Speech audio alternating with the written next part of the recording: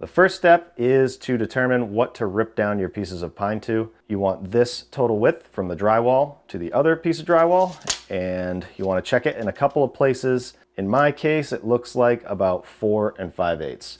So I'm going to rip all 3 pieces to 4 5/8. 4 5/8.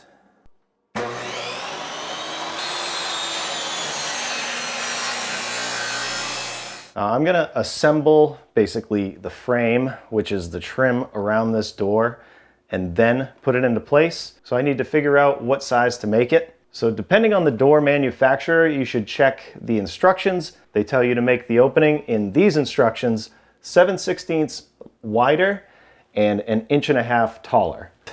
They label this as opening width, 24 inch by 78.5. So if I measure this, this door is 23.5 inches wide. Another 7/16 would be 24 1/16. I think 24 inches is close enough. If you measure the height, it's 77 inches. So 1.5 inches bigger than that is 78.5. And you don't want it any more than 1.5 inches bigger than the door. Anything over 1.5 inches and you'll have trouble locking the pins into place, and you'll end up having to shim it down or shim it up. So between 1 inch and 1.5 inches, you should be good. So to make it easy, my next step would be to cut my first piece, the one for the top, at 24 inches. And that's gonna go right here. So this is the top piece. I'm gonna square one end, make sure they're good cuts. And then 24 inches.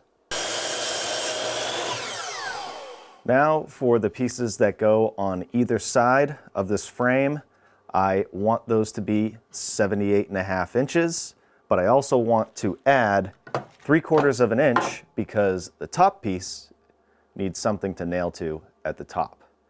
So before I go cutting those though, at the same exact length to make them work, I want to check the floor because that's actually going to determine whether the top of the frame is level or not.